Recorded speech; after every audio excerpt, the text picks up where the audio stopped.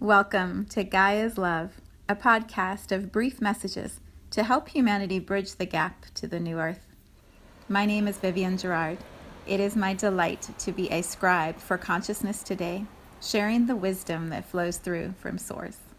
Here we go.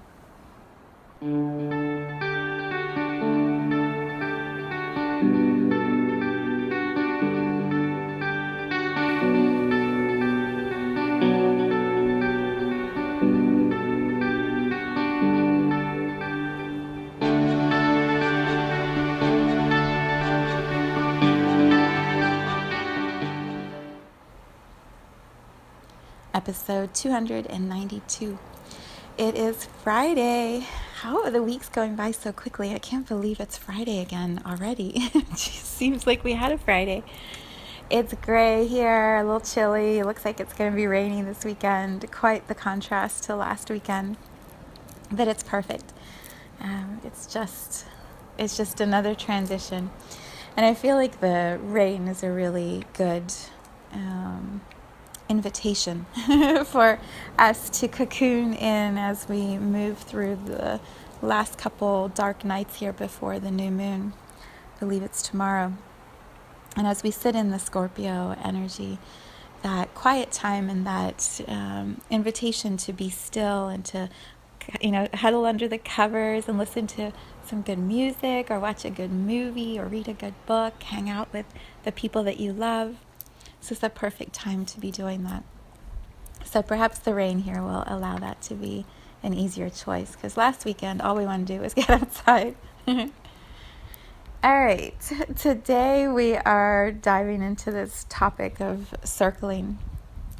So of course it comes because I hosted the New Moon Circle last night, and I've just been reflecting last night and most of this morning on how the energy flows and what themes there are that present when everyone's together, and just the whole vibration of the space. And I thought it might be interesting to share my perspective on how a circle works best, and then what the point of the circle would be. And perhaps that can be a segue or a pathway into a deeper understanding of relationships and circles within your life. So I had someone ask me last night, why is this around the new moon? Because we're not really doing any new moon ritual sort of stuff, any kind of witchy things. Which, it's funny because I've really gone through several different forms of what the circle can feel like, the flow of the evening can be. We've tried lots of different things, and we finally landed on this format that, to me, is so powerful and beautiful. The reason I hosted around the new moon is because the new moon is a time for setting intentions and to open up to new possibilities.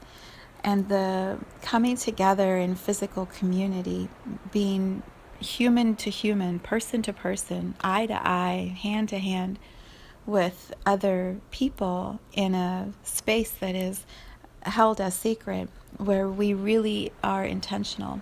What is it that we have been doing in our lives? What is it that we want to step into doing differently? The new moon amplifies that. And the zodiac sign that the new moon is in at that time brings its own sort of mix into the, I just wanted to say the word cauldron. It brings its own mix into the cauldron as we're creating our energy. The zodiac sign informs what is possible. And so last night we were in the sign of Scorpio. Well, in circle we were. Tomorrow is the new moon. But we were exploring Scorpio, and so I'll use that as an example when I talk about circling. So if we come in fear, the Scorpio energy would be intense, scary. I pulled out a box of Kleenex and put it on the table, and someone's like, oh, it's going to be that kind of night. Scorpio energy can feel like we're going to have to really go into some deep, dark, scary things, because that energy is the shadow, the underworld, the hidden depths of ourselves. When we are in a space that is intentional about building community and about including all within a space and having all feel safe within that space. We can tap into the zodiac sign, we can tap into that vibration of exploring the shadow, but we can also do it with kindness and with vulnerability that others hold as hold in a trusting way. And so it doesn't actually need to be a dark, scary experience to sit in a circle in Scorpio energy, because the intention within which we enter the space is to build community, to build relationships, to support each other. And that intention holds everything that happens and is shared. So, circling to me is an open invitation to anyone who wants to step into a field of energy in their own power, in their own weaknesses, in their own awareness, in their own curiosity, and to be in the space with others who are also willing to do the same thing. The way that it looks to me energetically is like when you read stories of the old pioneers and they would circle the wagons. They would be moving across the country out to the west. I'm being very stereotypical here with the story, but that's the way it feels. They would move all the way out, and they would stop for the night and circle the wagons, and then the wagons would be the protection against the elements outside, and the humans would sit within that cocoon of space and have their fire and their meal and sleep. For me, circling feels it feels like that image. So when I create a space like we do last night, I set the intention that my living room, my kitchen, my main floor of my home, the property itself is this safe zone, this protected energy field that is grounded in love and cocooned by love, surrounded by love, supported above by love with source and that energy that I connect to, supported below by the earth, which is pure love. And so anyone who comes into that space, they sage themselves at the front door, and then when they come into the vibration I'm holding, the energy field I'm holding, it's instantly grounded and connected, and hearts are open. So the individual who comes in is able to create whatever experience feels good to them, but they're in the cocoon where anything is now possible. Because we're doing it around the new moon, the intention I'm holding is a wide, expansive field of possibilities. Physically, it looks like my living room and my kitchen. Energetically, it's like we're sitting in the center of the universe and the cosmos is around us, and we can create whatever kind of experience we choose to create when it's connected with love. So what happens when that's the circle energy is people can feel that safety. They feel like there's no one who's the authority that's going to tell them they're in trouble. You know, like when you're in the classroom and you know if you say the wrong thing, you're going to get your hands smacked and you're going to be sent to the principal's office. They're going to call your parents. You're going to get in trouble. You're going to go into timeout. You're not going to get dessert. You're not going to be able to use the phone and see your friends. Like all this stuff from childhood about not playing right or playing well with others. All of that dissolves in the circles that I hold. So when someone steps into that space, they may stumble around when they're sharing whatever they would like to talk about. When we sit in the living room and just free talk, it's just a flow of whoever wants to share something, they get a chance to share. And if you don't, you don't. And if you feel like you have something to add, you can add. And it's just this incredible, rich, beautiful conversation. But in that space of knowing you're safe, the individual is able to share the things that maybe they can't share in other places. And so what happens over and over, it's the most incredible process to witness and to feel.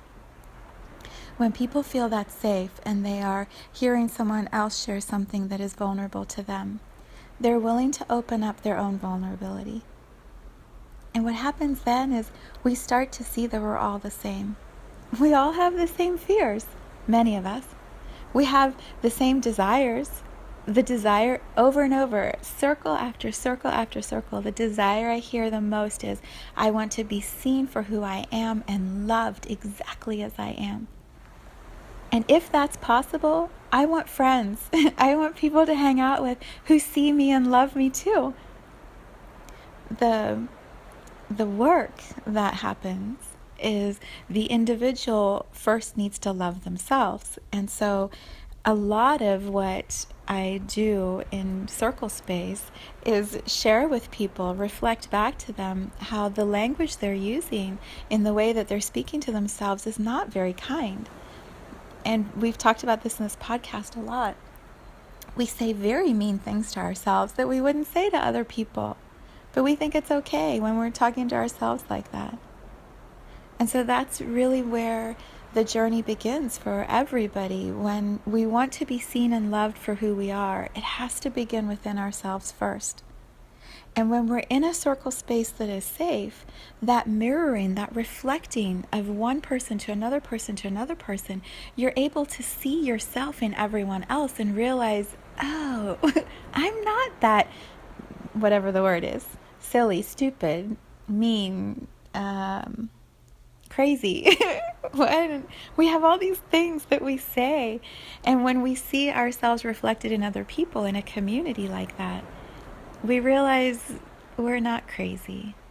We're not dumb. We are actually doing an incredible job as souls in human bodies. Like, seriously incredible. And so maybe we can just take it a little less seriously and be a little bit nicer to ourselves.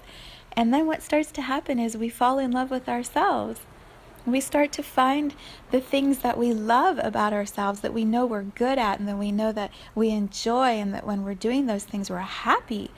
And so we start sharing that. And in another circle, we're shifting, we're evolving, and people are seeing us evolve, and they reflect back to us how we've evolved. And so then we're like, oh my God, I'm really doing something great.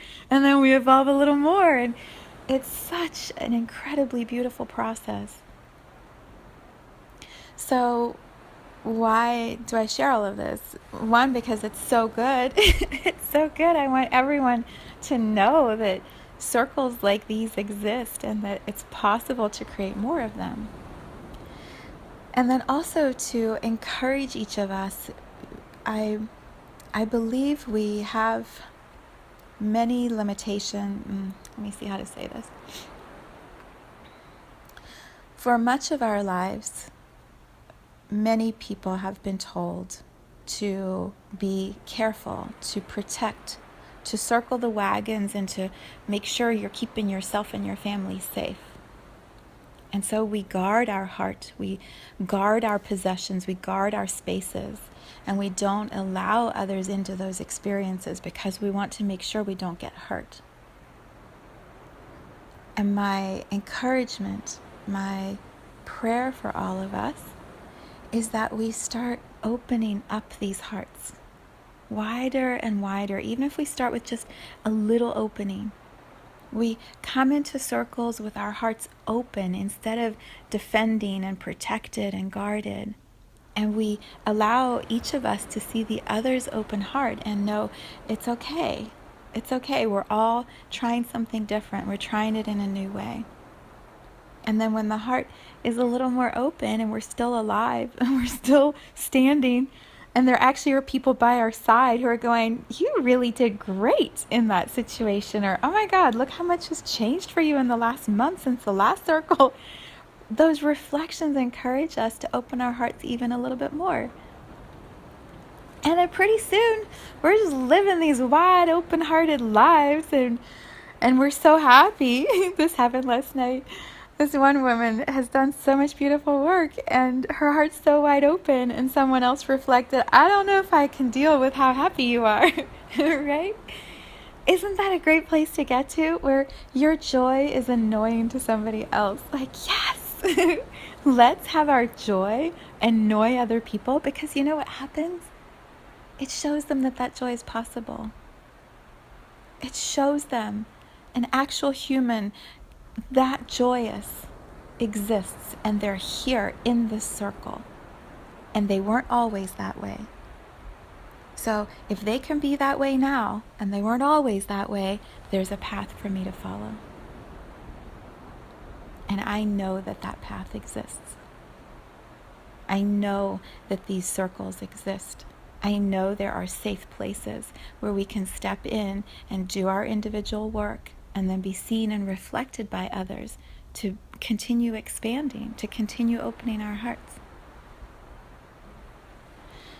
So yeah, it's scary. It's scary to go to a new space, to a new circle.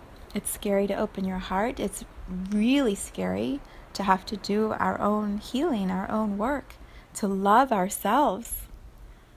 Really scary to do that. And yet, until we feel that love with ourselves, how does that journey ever take us to the place of having lots of friends around us who we all love each other? These circles they're possible when we're all committed to that path of love. I sound like a broken record. It's just all about love, people. Everything's about love. So if we could all just love each other, it would all just work itself out. Love yourself, love everyone else. Everything in the world is just going to be great because we're all just going to be love. There. That's it. I think my podcast is complete. It's all love. So funny. So funny as we step into Scorpio energy, and that's my message. It's all about love. Even in the underworld, there's love. And you just have to choose. You have to choose to love yourself and to believe in love and to open to love and to receive love and to expand love. It's a choice. It's always a choice. So that's my philosophy on circling. It's such a delight for me to sit in circles and hold the space and facilitate the energy and model how to keep my own heart open. I was brought to tears last night by one moment, and my heart. My heart, just when I think it can't get any bigger, it just does, and I'm so grateful. So I am stepping into a weekend. I'm going to create the new moon meditation next. So if you are looking for some guidance through meditation over the Scorpio new moon weekend, that will be available for you. And then we are gathering on Sunday for Here Now with Viv, which is such a fun playground. So if you are looking for support as we move through this weekend, which may feel very intense or powerful to you, there are options. Go ahead and check it out on my website. And then I'll be back on Monday. Have a beautiful weekend, everyone.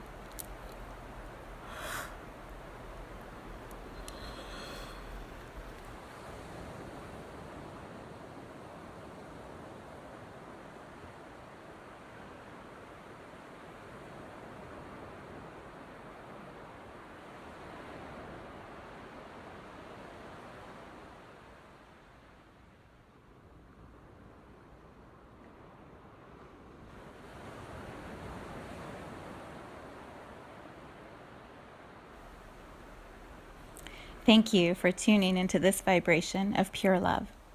I invite you to join me in aligning with the optimal health of your mind, body, spirit in the virtual community of Viv's Energy Gym. You can learn more at mysouljourney.com.